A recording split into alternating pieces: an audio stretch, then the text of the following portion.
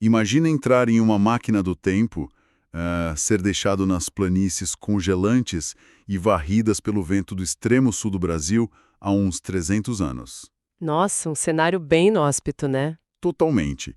E aí descobrir que a sobrevivência humana ali depende inteiramente de uma panela de barro isolada com cinzas, de uma fogueira de chão e, acredite se quiser, de uma pinha gigante. Parece até roteiro de filme de sobrevivência.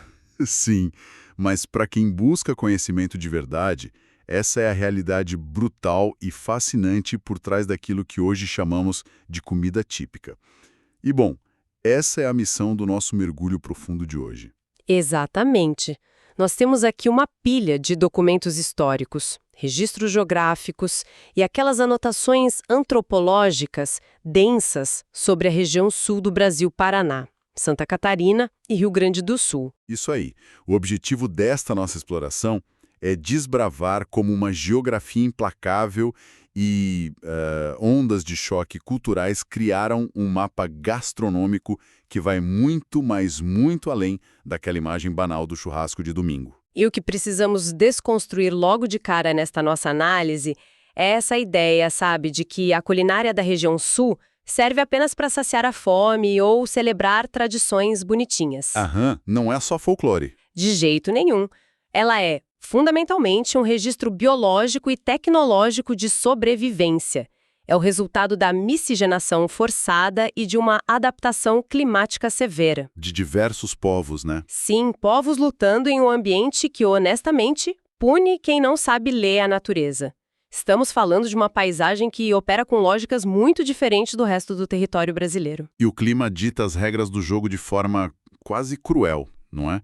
Porque assim, antes de qualquer imigrante europeu sonhar em pisar ali, o relevo já impunha barreiras imensas. Barreiras geográficas reais. Sim.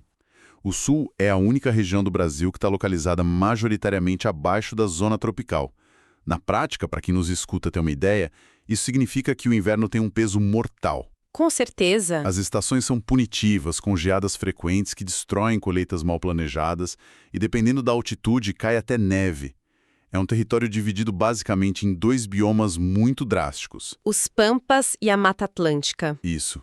Os Pampas com aquelas planícies infinitas de gramíneas e a Mata Atlântica densa, dominada pela mata de araucárias lá no alto das serras. E é um ambiente que exige um gasto calórico massivo, tipo, apenas para manter o corpo humano aquecido. Só para não congelar. Exato. Os povos originais, como os guaranis, os caingues e os carijós, já dominavam a biologia local. Eles entendiam exatamente quais sementes e raízes ofereciam a energia necessária para aguentar aquele frio.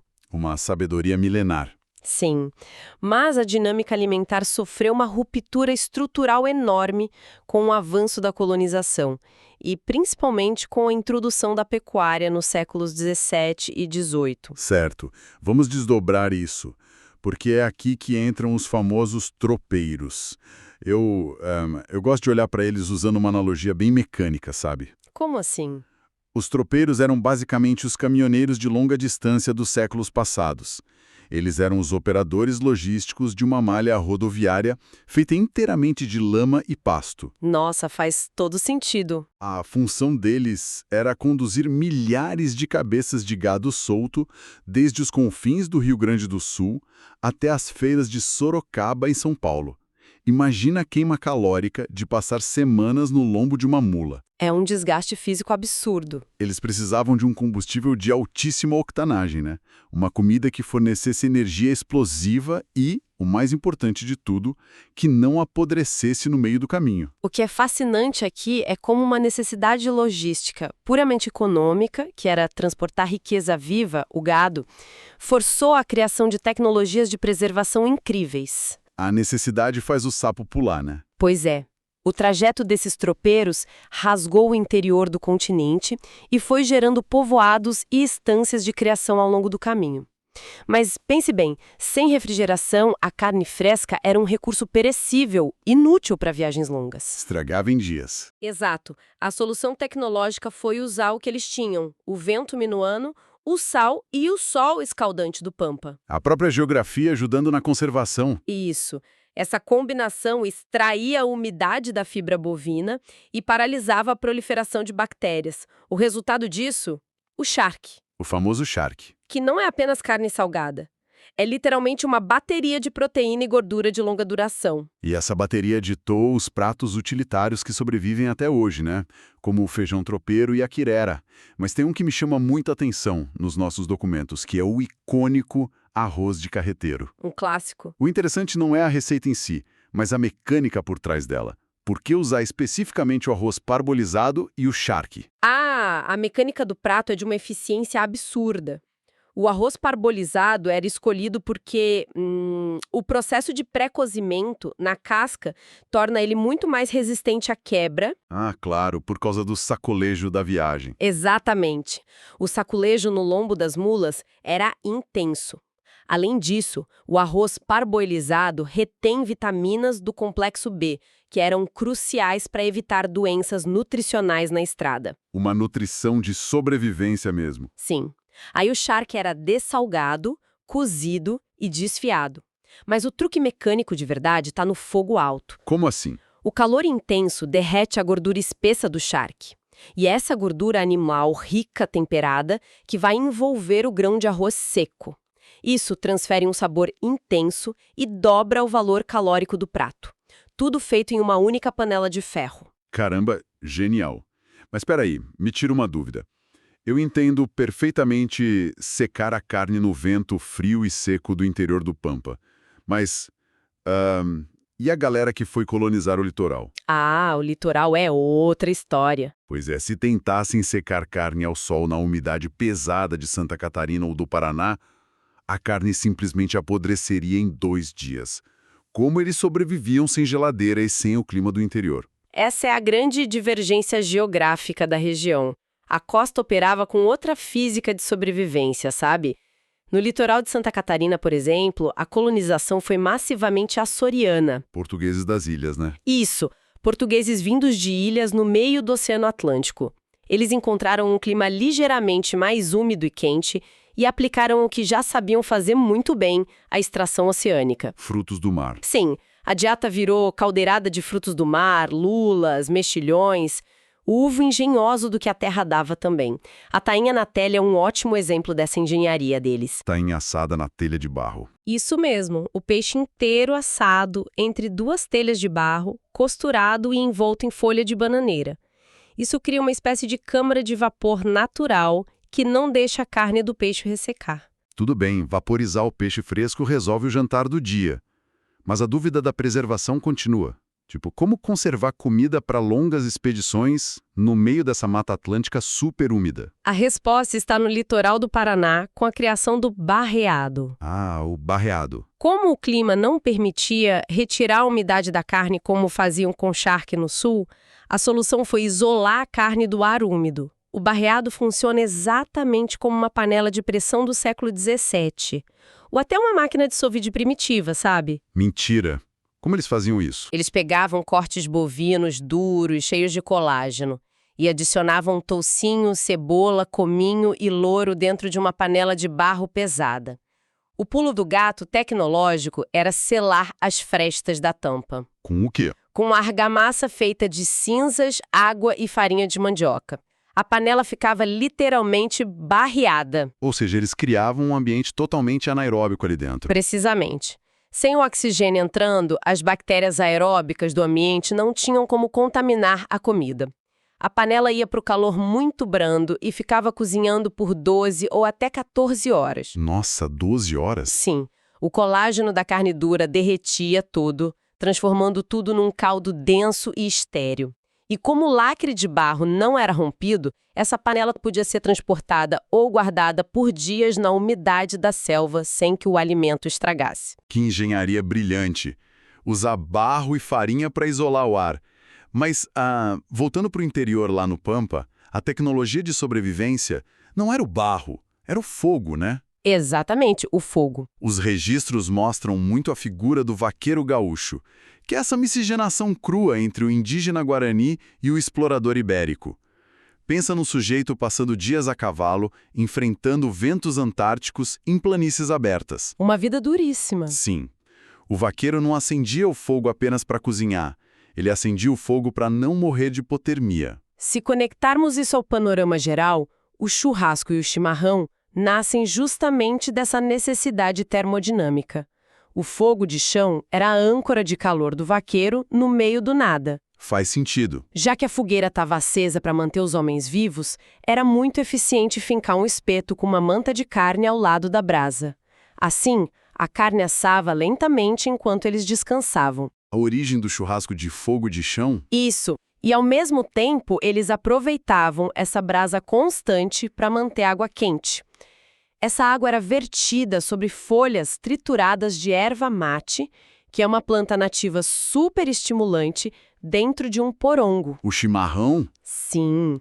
O chimarrão fornecia hidratação quente, expandia os vasos sanguíneos contra o frio e entregava a cafeína necessária para suportar a exaustão física do pastoreio. É aqui que a coisa fica realmente interessante.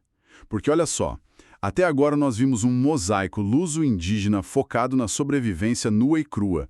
Mas, nos séculos XIX e XX, a região sul sofre um choque demográfico avassalador. A imigração europeia. Exato. Uma onda massiva de europeus alemães, italianos, poloneses, ucranianos cruza o oceano fugindo da pobreza e da guerra. Eles foram atraídos pela promessa de um clima temperado. O problema é que, chegando aqui, a promessa colidiu com a realidade, né? E como colidiu? O clima era temperado, sim, mas o solo, as pragas e as chuvas eram completamente alienígenas para eles. Houve um verdadeiro choque de culturas agrícolas. O trigo europeu e outras culturas de inverno frequentemente apodreciam na terra úmida ou simplesmente não vingavam da forma esperada. Deve ter sido desesperador. Muito. Esses imigrantes tiveram que aplicar seus métodos milenares de conservação de inverno aos recursos que encontraram pela frente. Os alemães, por exemplo, isolados nos vales catarinenses e paranaenses, usaram a fermentação láctea para criar o chucrute. Conservando repolho. Exato. Ao salgar e fermentar o repolho, eles garantiam uma fonte rica em vitamina C durante os meses frios em que nada fresco crescia. Eles também aplicaram técnicas pesadas de defumação à carne suína. A linguiça Blumenau. Isso, criando maravilhas como a linguiça Blumenau. Tudo isso combatia o risco de putrefação causado pela umidade excessiva. E isso gerou pratos que parecem totalmente contraintuitivos à primeira vista, como o marreco recheado. Porque... por que alguém pegaria uma ave, moeria os próprios miúdos dela, junto com pão velho e temperos, enfiaria tudo de volta dentro da carcaça e assaria submerso em banha de morco? Parece loucura, né? Parece um exagero. Mas se a gente pensar na escassez do inverno, isso é o aproveitamento máximo de calorias de um animal. Nada podia ir para o lixo. Exato, é a otimização calórica absoluta. E os italianos fizeram o mesmo na Serra Gaúcha. Sem as planícies ideais para plantar trigo em grande escala no início, eles abraçaram o milho americano. Que virou a polenta. Sim, transformaram a polenta na base de sustento diário, muitas vezes acompanhada pelo galeto na brasa marinado em vinho e sálvia. Já os poloneses no Paraná introduziram o pirogue, que é aquela massa cozida recheada com batata e requeijão. Uma delícia, por sinal. E os ucranianos trouxeram o borscht, uma sopa densa de beterraba que aquece o corpo instantaneamente. Mas sabe, há um elemento crucial nessa história de adaptação que não pode passar despercebido nos documentos. Qual? Quando o trigo falhava ou a fome batia de verdade à porta das primeiras colônias, o que os salvou não veio da Europa. Veio da própria floresta. O pinhão, a semente gigantesca da araucária. O pinhão, uma fonte nativa e abundante de carboidratos complexos, que já mantinha os povos indígenas vivos há milênios. Os imigrantes europeus, enfrentando a fome das primeiras safras fracassadas, olharam para o chão das florestas e encontraram essas sementes. Foi a salvação. O pinhão foi a caloria de emergência que evitou a inanição de colônias inteiras. E é incrível como ele evoluiu de uma tática de desespero para o centro da cultura culinária da região. De repente, ucranianos, italianos e alemães estavam cozinhando pinhão na água salgada, assando na chapa do fogão a lenha. Virou um ingrediente universal ali. E ele virou o pilar do famoso entrevero da Serra Catarinense, que é basicamente uma frigideira de ferro colossal, onde se refoga bacon, linguiça, cortes bovinos e muito pinhão. Um caldeirão que derrete todas essas influências numa coisa só. Isso levanta uma questão importante, porque, superada a fase de adaptação brutal e sobrevivência pura, a comida deixou de ser apenas combustível.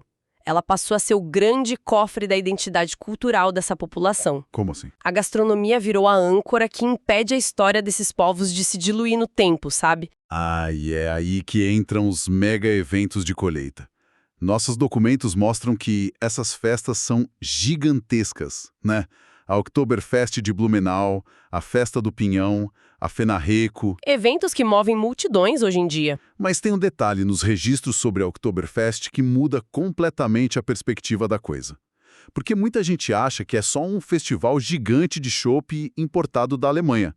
Mas a criação dela, em 1984, não foi só para festejar, foi? De forma alguma. O ano de 1984 marcou uma das piores enchentes da história do Vale do Itajaí. A cidade de Blumenau foi submersa e devastada econômica e psicologicamente. Uma tragédia. Sim. E a Oktoberfest foi idealizada naquele exato momento como uma ferramenta de resiliência. O objetivo era reerguer o moral da população, atrair turismo rápido e injetar dinheiro na reconstrução da cidade. Celebrando a cultura. Celebrando aquilo que a enchente não podia levar. A cultura germânica, a dança e, claro, pratos ancestrais como o Eisbein e o marreco. O sucesso colossal da festa é fruto da necessidade de uma comunidade provar que continuava de pé. Usar a própria herança cultural como bote salva-vidas. Brilhante. E já que estamos falando de herança, nós não podemos fechar esse mapa sem falar da ala dos doces. Os doces são fundamentais. Porque hoje tem açúcar, tem poder e tem contraste histórico. Em Santa Catarina, a maçã encontrou um microclima perfeito, gerando o tradicional Apfelstrudel, aquela massa fina esticada à mão, recheada de maçãs, passas e canela. E as cucas, com aquela farofa doce inconfundível. Maravilhosas. No Paraná, a gente vê a densidade do Stollen, que é um pão de Natal pesado, cheio de frutas cristalizadas e rum, para resistir ao tempo. Mas, quando olhamos para o Rio Grande do Sul, a história do açúcar ganha contornos muito mais densos nos documentos. Muito mais sombrios, na verdade.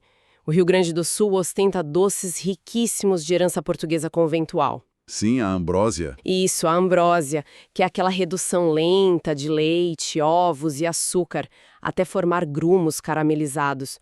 Ou os papos de anjo, que são gemas assadas e encharcadas em calda. Doces super finos? O paradoxo doloroso dessa época é como doces finos, dignos da realeza, foram parar na fronteira brutal e violenta das estâncias de gado. Como isso aconteceu? A riqueza gerada pela exportação do charque financiava esses ingredientes caríssimos. Mas as mãos que passavam horas no calor insuportável dos tachos, fervendo o açúcar e batendo os ovos, não eram as mãos das sinhás. Eram das pessoas escravizadas. Sim, eram as mãos das mulheres negras escravizadas. Foram elas que, na prática, executaram, aprimoraram e mantiveram viva essa intrincada doçaria tradicional no sul do país. É um contraste histórico imenso. É um lembrete fundamental. Toda receita carrega as marcas da estrutura social do seu tempo. E, só para não deixar de fora uma última peça do quebra-cabeça tecnológico que nossos documentos trazem, nós temos o cacau. O chocolate. Exato. O Sul não planta cacau, mas é lá que nasceu a indústria de chocolate artesanal do Brasil. Uma inovação puramente de observação geográfica. Em 1975, na cidade de Gramado, um homem chamado Jaime Prauer notou que o clima frio da Serra Gaúcha era subaproveitado. Ele teve uma visão. Ele visitou o Bariloche, na Argentina, e entendeu a mecânica de vender chocolate como uma experiência de inverno. Aí ele fundou a primeira fábrica artesanal do país. Ele importou a técnica e mudou a economia de uma serra inteira. O que mostra que a gastronomia é, sem dúvida, o registro fóssil mais saboroso e brutalmente honesto da história humana. Com certeza. Nenhum prato que detalhamos hoje, da grossura estéril do caldo do barreado, passando pela proteção térmica do chimarrão, até o uso do pinhão como tábua de salvação contra a inanição, surgiu por acaso ou por mero capricho, sabe? Tinha sempre um porquê. Cada técnica revela a genialidade de populações tentando forçar a biologia e a química a trabalharem a favor da vida humana em condições extremas. Então, o que tudo isso significa? Significa que olhar para o cardápio da região sul é ler um tratado de sobrevivência e adaptação. É ver o vaqueiro guarani ibérico usando o vento a seu favor, o imigrante italiano trocando trigo pelo milho americano.